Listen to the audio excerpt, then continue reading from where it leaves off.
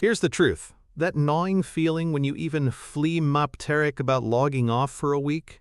That's the creator's trap. 95% of us accept this burnout cycle, letting it chip away at our best work every single month.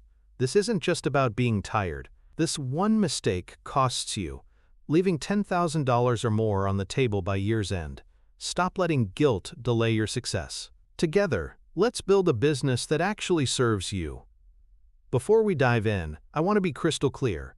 I'm a financial educator, not a licensed financial advisor. The ideas we talk about here are for educational purposes, to help you build awareness and ask better questions. This isn't personalized financial advice, so please always consult with a qualified professional for your unique situation. Okay, let's get into it. At the heart of this struggle is a conflict we rarely name. As creatives, we're taught to treat our craft as something sacred, a calling, an extension of our very soul. But to make a living, we have to put a price tag on it, and that feels wrong. This is the great divide.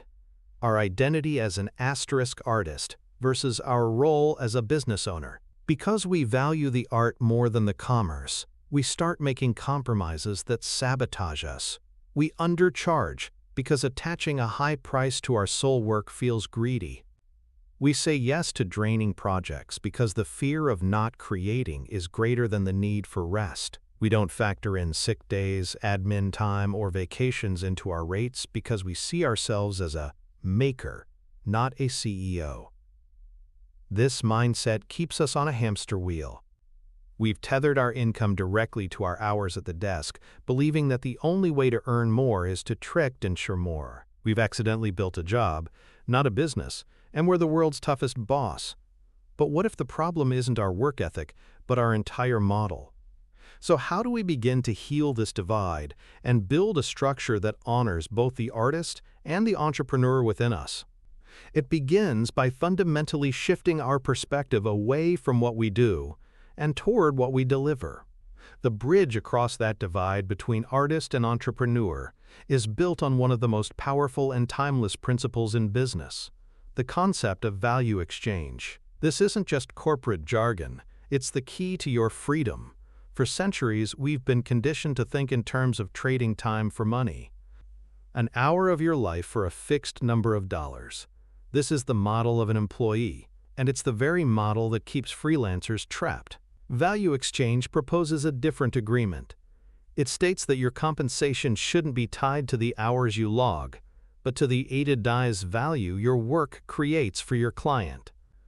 Think about it. Does a client hire a brand designer for 30 hours of their time, or do they hire them for a compelling brand identity that will attract thousands of new customers and increase their revenue by 20%? They're buying the outcome, not the process.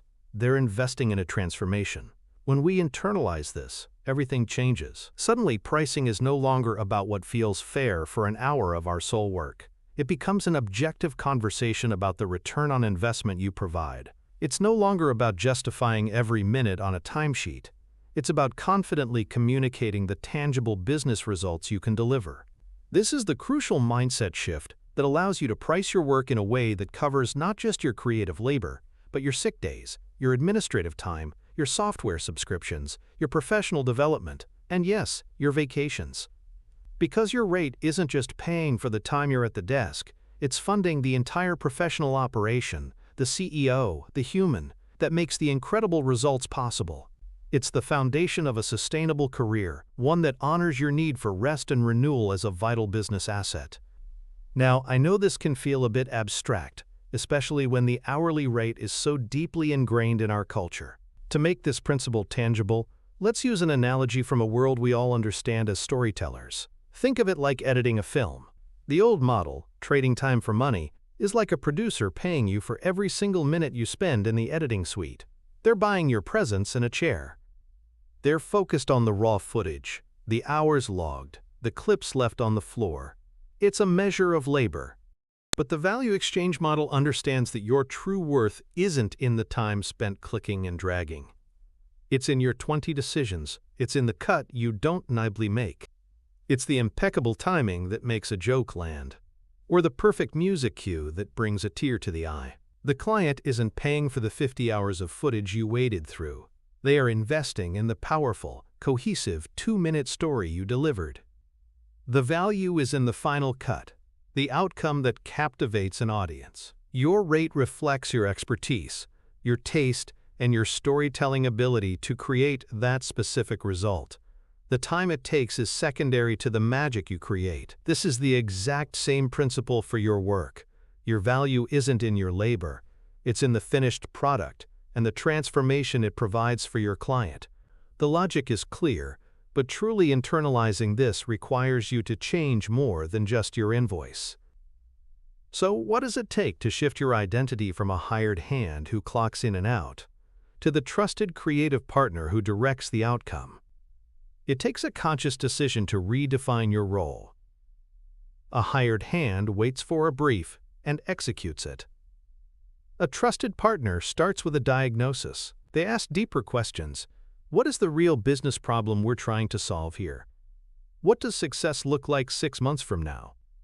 You stop being a passive order taker and become an active strategist, guiding your client toward the best possible outcome. This is the difference between being reactive and being proactive. This shift requires you to cultivate a quiet authority. It means leading client calls, setting clear boundaries, and educating them on your process. It's about having the confidence to say, based on my experience, a different approach might serve your goals better. You are no longer just the hands that make the thing. You are the expert mind that directs the vision. This isn't about ego, it's about stewardship. You're protecting the client's investment and your own creative integrity by ensuring the project is set up for success from the very beginning. Ultimately, the shift is this. You move from being someone hired to perform a task to someone trusted to deliver a transformation. You stop selling your time and start selling your insight. So now that we've established this foundational mindset, let's bring it all together. Let's map out the practical steps you can take to build this sustainable, vacation-ready business. So the blueprint is this. Your freedom isn't found in working harder, but in thinking differently. It's about releasing the guilt of the hourly model and stepping into your role as an expert who delivers transformative value. When your price is tied to the outcome, you build a business that funds your entire life, not just your work, and that absolutely includes the restorative time off you need to stay creative and sharp. This is the foundation of a truly sustainable career. I'm curious, what's the one belief about your work you're ready to let go of after watching this? Share it in the comments below. And if you're ready to keep building a more intentional business, subscribe and join the community. We're laying down the next part of the blueprint together.